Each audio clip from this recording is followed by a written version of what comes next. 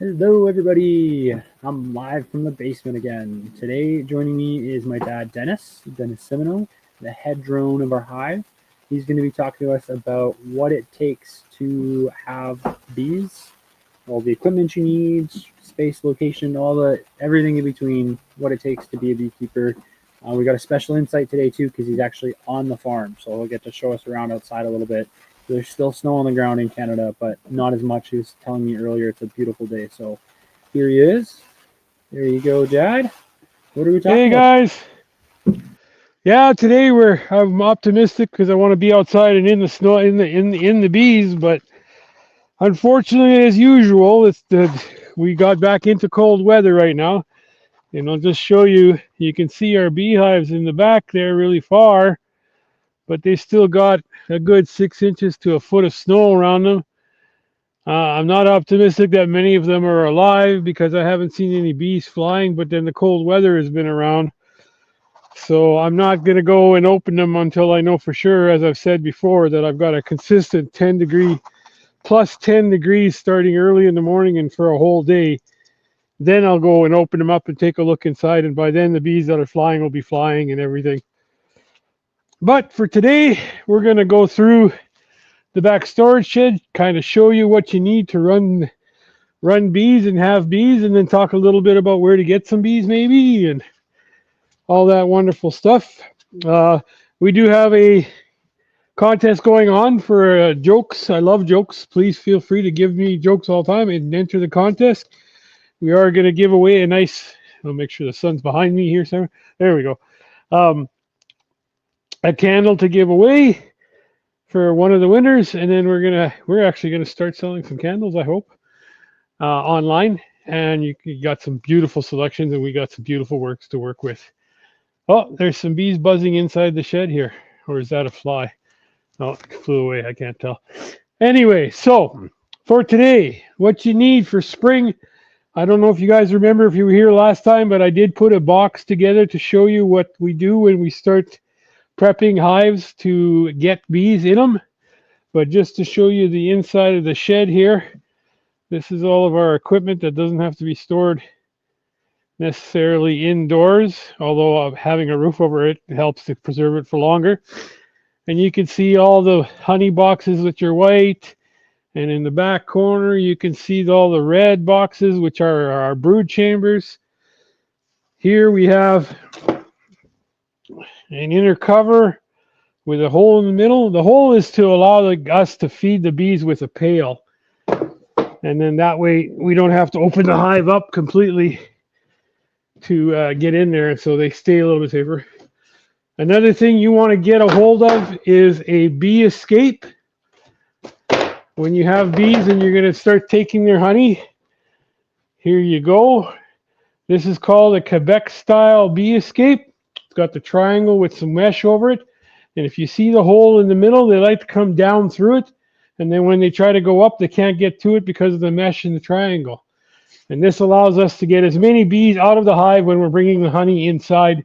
And we don't bring very many bees with us when we come back inside. Here we go is something that's a little bit unique that a lot of people don't see. These are the boxes that the packages of bees come in. You can kind of see them. We got those from a company called Kintail.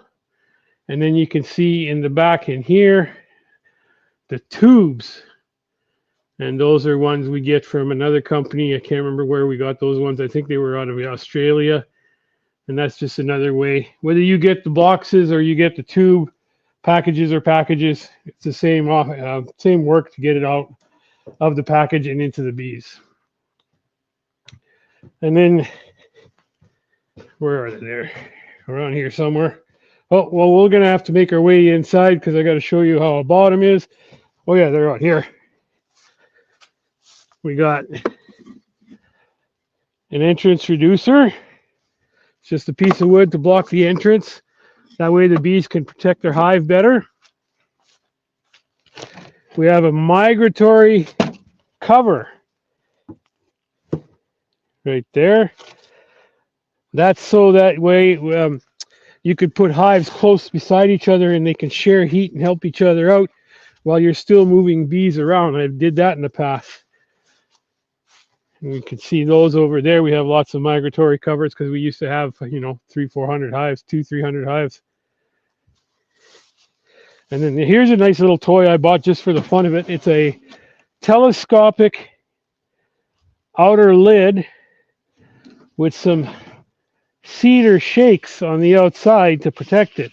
It was nice to have that, and I think I'll put that on a hive this year. So I'm going to make my way inside to go show you guys all the equipment you need off of one prepped hive box. And then we'll go from there. Like I said, there's some queen excluders. That keeps the queen down in the lower boxes and keeps her out of going up, because she can't go through that mesh. And then that keeps us from bringing the queen back to the hot shop. We want to keep her in the beehive. Here is a hive top feeder. You put the sugar water here in the middle. The bees come up in the middle to lick it and eat it, but because of the mesh, they don't drown in it. And again, there, you just take the lid off, put your feed in it, and you get to leave your bees behind, and hopefully they survive. Keep on going. Here's a piece of equipment everybody needs. It's a smoker. We use burlap. On my farm, I'm a traditionalist a bit. I get potato sack burlap in order to burn it, and that keeps the bees calm from getting too angry and stinging me too much. There's a whole bunch of them. We got empty barrels from all the honey we've made over the years. And then here we go into the cool shop. It's about 5 degrees warmer outside than it is inside the shop. So yeah, we got spring coming. We are going to eventually. So right now we have our styrofoam pieces to make our new boxes that we're going to make. We did a video about that the last couple of weeks ago.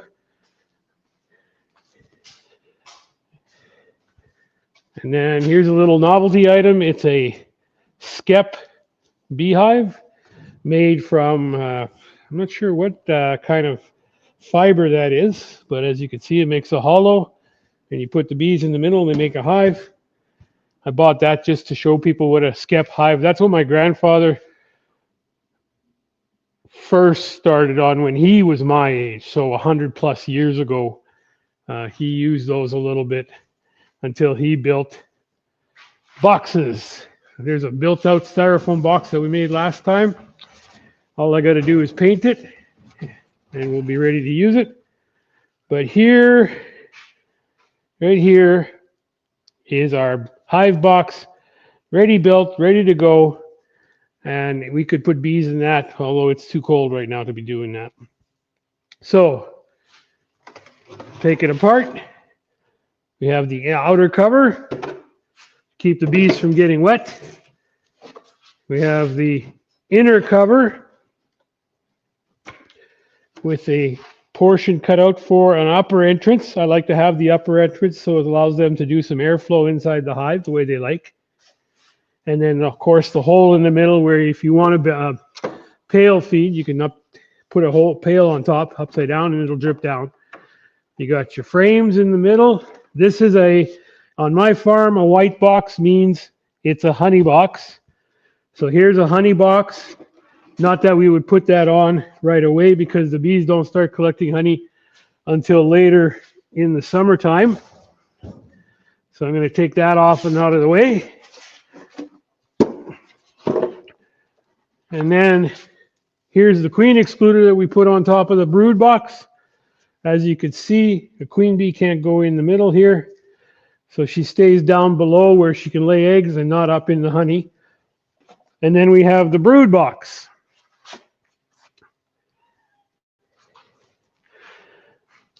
It's got 10 frames, all ready to be laid up with eggs. It's got some pollen, so the bees can eat some pollen. And then it's got a honey frame. Oh, there's the pollen. A honey frame so that they can eat and have some pollen. And then all the rest of it, there's one on each side of honey, one on each side of pollen. So that means that there's 6 frames ready for the queen to lay on and make more bees to do the work. And again, I'm going to put you down for a bit while I get the box out of the way. And then we got the bottom where we put the brood chamber on first. So like I keep saying, I do a 2 brood chamber system. So I put 2 red boxes on top of a bottom. This is a single bottom. You can have quad bottoms, which is 4 hives side by side. And then I put a queen excluder on top of the brood chambers. So that way the queen stays on the bottom in brood chambers. And then I start putting honey boxes, the white boxes with frames, in on top of that. That's a beehive basically. And then as for equipment you need to do all that wonderful work, everybody must have heard of something called a hive tool. You got different kinds of hive tools. It really depends on what you work with. I typically use these old traditional style J-hook kind of thing. I know there's another style called a J-hook, but it's a different style. This is the more traditional style that I like to use, but I do have all different kinds. I'm going to go try and find them so that people can get a bit of a look of what they are differently. I had them all out here. Here we go. So here's a hive tool. There we go. I think this is the one called a J-hook. It's got a hook to pry the frames up. It's got a scraper on the end. And then it's got a nail pull hole on the top. This one works really well. I really like this one. Although I'm still more of a traditionalist. Because here we go, we have the traditional. Looks very similar to that, only it's got a curve on the back, on the top where you can do the prying.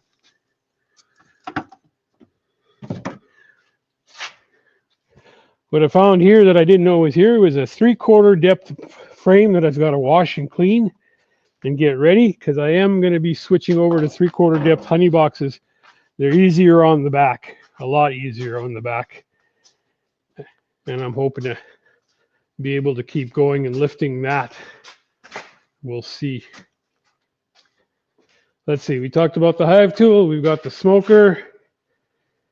Right over here, I've got more stuff to make my styrofoam boxes that I bought from Hive IQ for this year.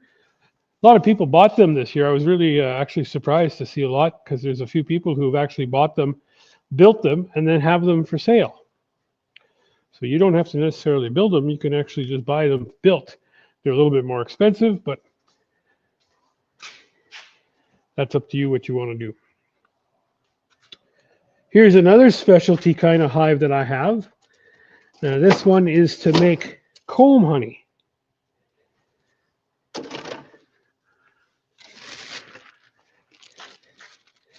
This is where you chew it like gum. There's some comb honey from last year that one of my employees put aside for them to eat later on. And you just you can see the white rims. You put them inside that frame. And then the bees filled out the comb, build it out. And then we come along and pull the rings out of that frame and package it and sell it to people.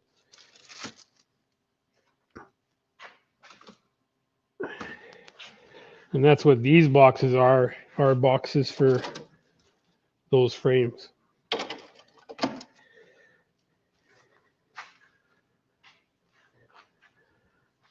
So this is my shop if anybody's interested, actually. You can see over my shoulder here my extractor. which goes into a clarifier, which is how we get the bee bug parts and dirt and wax out of the honey before we package it and sell it. After it goes through that clarifier, we put it through the final batch through a filter to finally do the final cleanup, and then that's what we package and sell to people. Over here, we've got the working bench to scrape old boxes and frames. We've got a forklift to do the heavy lifting for the barrels. I've got a bunch of dead old boxes where a bunch of bees died last year that we've got to clean up the frames and get them scraped up so that we can take the wax, and then we can re-put these back into operation later on if we want. And yeah, you can kind of see it really well. There's actually a specialty piece of equipment here. It's called a barrel wheelie, and it actually hooks on the barrel and makes it easier to move the heavy full barrels of honey around the shop. Sometimes it's not as easy to do with a forklift because it is a bit of a tight space here. It's 30 by 90, roughly anyway, shop, and driving around in a forklift can be a little bit tricky. So anyway, so the basics you need are the hive bottom, right there, the boxes, brood chambers and honey boxes, although if you start with just brood chambers, that's good to start, but you're going to need honey boxes sooner than later. We have a queen excluder leaning up against the white box. And then we have the honey box right there. We have a whole bunch of those as you saw in the shed. That's your basics that you need to use every day. Then we have the inner cover. So an inner cover and an outer cover. And that makes a hive, and that's your basics. And then, of course, you need the hive tool to help pry things and move things around. Here's a nice stainless steel one I found. That way I can keep it clean all the time.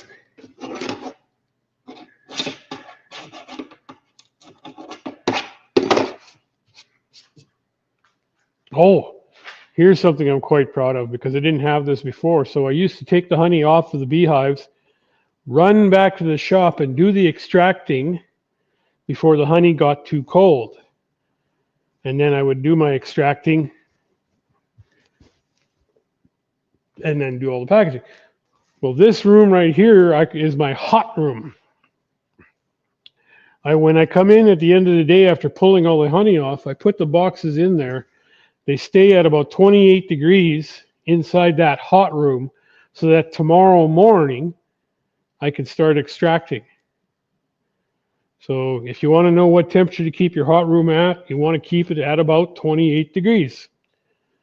That way the honey will stay liquidy enough it'll still be liquid if you don't use a hot room, it'll just take a lot more work to get it all out of the box. But with a hot room, you can actually keep the temperature of the honey at about 28 degrees overnight. And tomorrow morning when I come to work at 8 o'clock in the morning after I wake up and have breakfast, all I have to do is start extracting and the honey flows just normal. Then you can let it cool down after that because you put them in the barrels to store them for when you actually want to package them. You can package them all right away. I usually in the past have made so much honey that I don't package it until midwinter, and by then it's gone hard. So we do have to re-liquefy it, but there's a secret to re-liquefying that I'm willing to tell anybody if you want to ask in a post, and we can actually do it and show you just how we actually do it safely without browning and burning the honey.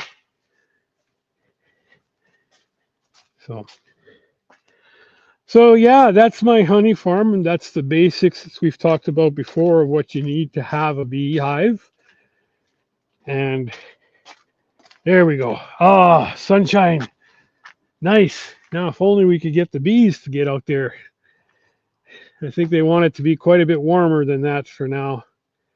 Like I've said, if you do it before 10 degrees, they'll probably die in the hive tonight. If I opened a hive right now to take a look, it's only about 5 degrees outside here right now, but they wouldn't be able to rebuild the heat envelope that they have right now in their beehive. And by tonight, they would be freezing and very cold. And of course, honey, food, honey, pollen right now is very tough.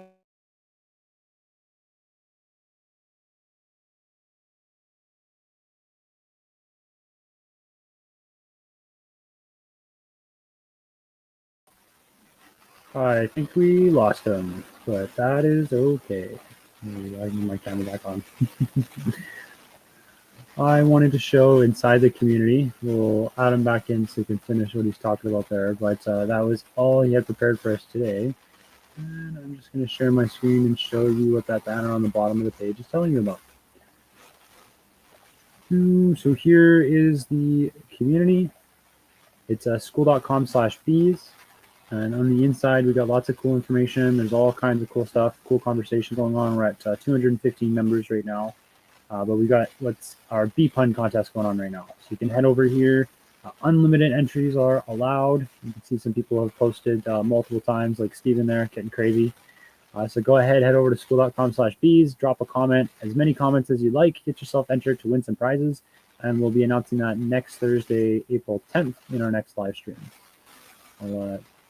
Dad, if you're back, I don't know if he's back yet. I think we might have lost him completely to the internet connection on the farm. Let me know in the chat if you guys had any questions before we wrap it up here today, but that was all we had prepared. What do you need to keep bees? You can go back, watch that replay at school.com/bees. Check us out on YouTube as well, which you're watching us on right now.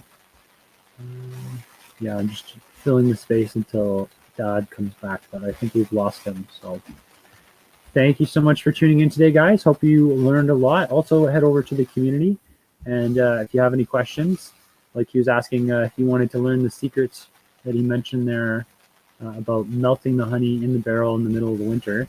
If you wanted to go post about that, you just go write something. Anybody can go and take a post. Again, it's a free community. You just got to click in to join. Be happy. Join us. For me, it says settings, but for you, there'd be a little join now button. So come check it out. Get entered in to win some prizes, and join us next Thursday when we announce the winner.